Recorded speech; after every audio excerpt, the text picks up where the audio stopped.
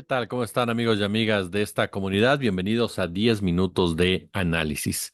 La incongruencia, la congruencia, ir en contra de tus principios, de tus ideales, vender cada uno de ellos, convertirte en lo que siempre dijiste combatir, ser una parodia de ti mismo. Vivimos una etapa definitivamente en donde todos aquellos personajes, aquellas voces que durante muchos años marcaron el derrotero de la comunicación, de la academia, del intelectualismo en México, de la política, me atrevería a decirlo así, comienzan a sufrir de devaneos bastante sensibles, porque al recorrer sus propios pasos se tropiezan un día sí y otro también con la intención, con la finalidad de defender su estilo de vida, de defender su status quo, caen en discursos totalmente disparatados. Discursos que van desde un historiador como es Enrique Krause, y digo pseudo con todo el respeto personal, pero no profesional, porque efectivamente Krause ha sido un historiador que ha sido sumamente cuestionado por historiadores de verdad, quienes a través incluso de diversos textos han ejemplificado y han mostrado todas y cada una de las mentiras que ha llevado a cabo este personaje para posicionarse en el lugar que está ahora, en un comportamiento completamente antiético, completamente incorrecto, falta de toda profesionalidad y sobre todo falta de toda veracidad.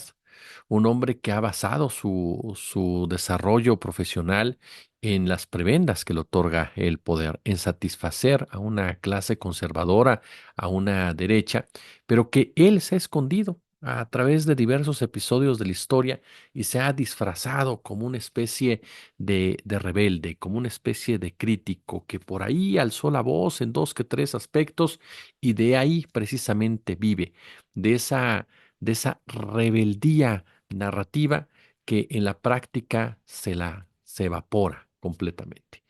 Y en ese tenor nos topamos con un Krause que nos dice que estamos a punto de vivir en una monarquía, de destruirse toda la democracia que costó 200 años construir, una monarquía que disiente de la dictadura o de la autocracia que se había mencionado en días anteriores o en semanas anteriores por el mismo autor de diferentes textos. Entonces, ¿ante qué estamos? Estamos ante personajes desesperados que con tal precisamente de influir, de demostrar su valía al gran capital, continúan lanzando campañas de esta calaña. Nos topamos con un Diego Valadez, ex procurador de nuestro país en la época de Carlos Salinas de Gortari, un personaje que fue el responsable de tapar grandes atrocidades que ocurrieron precisamente en ese sexenio, de aplicar la ley conforme a los intereses empresariales y sobre todo de la clase política.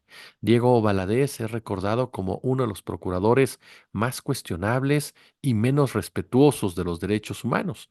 Sin embargo, ha sido uno de esos hombres que se ha logrado insertar precisamente en lo que se conoce como el cártel policiaco, el cártel judicial. Estos personajes que tienen el control precisamente de las políticas en materia de seguridad, del negocio de la violencia, que son promotores, que son protagonistas, que son generadores e ideadores de la propia violencia políticamente controlada cuando reciben precisamente la directriz de la política o el empresariado. Son los herederos de ese oscuro legado que dejó la Dirección Federal de Seguridad, cuyas prácticas hoy por hoy continúan permeando lamentablemente en dichas dependencias.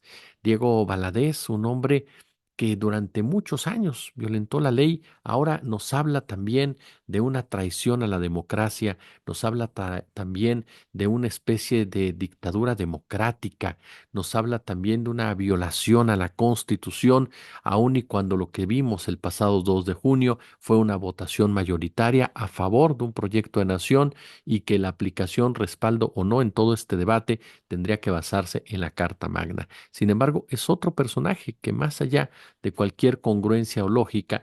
Lo único que trata de hacer es defender los intereses de sus patrones, de aquellos patrones que se verían afectados por la aprobación precisamente de diversas reformas en el Plan C que supuestamente se llevaría a cabo por la mayoría de Morena y que ha impulsado tanto el presidente López Obrador como su sucesora, la presidenta electa Claudia Sheinbaum.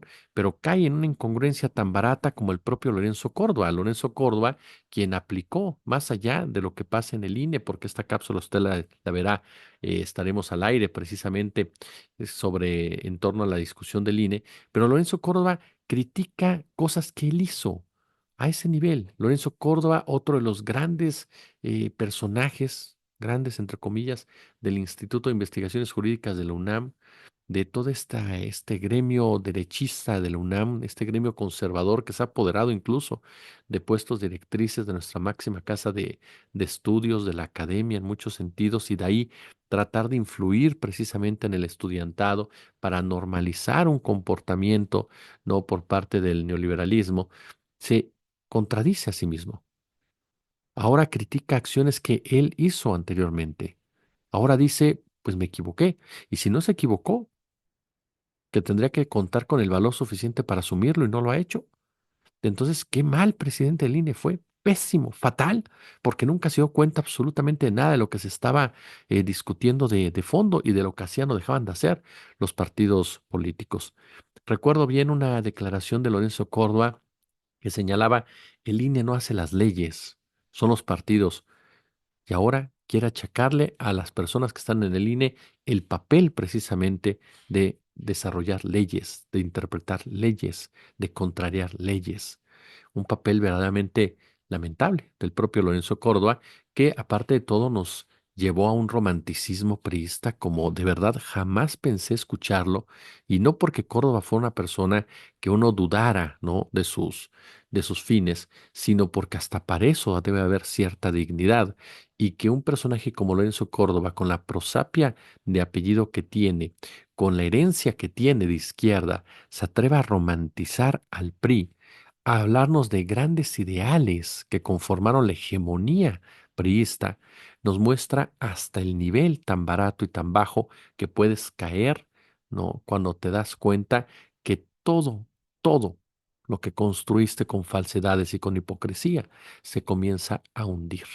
Pero sobre todo, y lo mismo pasa con el caso de Denise Dresser, que ya abordábamos el día de ayer por la noche, una persona que habla, la doctora Dresser, de cambios en materia de contexto político, sin aceptar lo mismo que pasa con Héctor Aguilar Camín, con Jorge G. Castañeda y otros, que lo que sucede es que ya no aporta nada a la discusión, que ya sus posturas, sí, bien articuladas, bien estructuradas, se quedan sumamente limitadas porque responden más allá a una honestidad intelectual, responden a una finalidad mercenaria. Este grupo de personajes se vendieron desde hace mucho tiempo. Jugaron diversos papeles en la conformación de una falsa libertad democrática, en una falsa libertad de expresión, en una falsa democratización de los medios que ahora presume Denise Dresser y otros.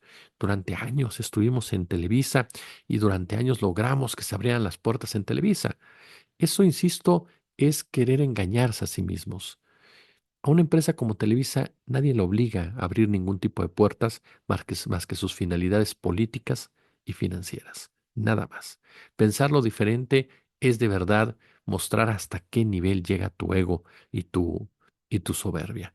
Y si Televisa permitió muchas veces que estas voces se presentaran y se explayaran, era porque en realidad no generaban ningún tipo de conflicto para nadie, por mucho que tuvieran cierta estridencia y por mucho que calzaran la voz y por mucho que hicieran exposiciones verdaderamente notables, la realidad es que eran parte de un mismo escenario. Y este mismo escenario fue el que ahora comienza a derrumbarse para estos personajes, para estos rostros completamente rebasados por su propia realidad, que los lleva en el caso Joaquín López Dóriga o Pascal Beltrán a convertirse en gente ofensiva, agresiva, clasista y racista, aunque en realidad siempre lo han sido. Y por esa razón es que ahora no pueden entender este México en el cual una mayoría vota en contra de lo que ellos representan y defienden. 10 minutos de análisis, como siempre un gusto, como siempre un placer. Vean el video, denle me gusta, compártanlo, coméntenlo, suscríbanse y si hay chance, super chat, super gracias, únanse al canal. Como siempre un gusto, como siempre un placer.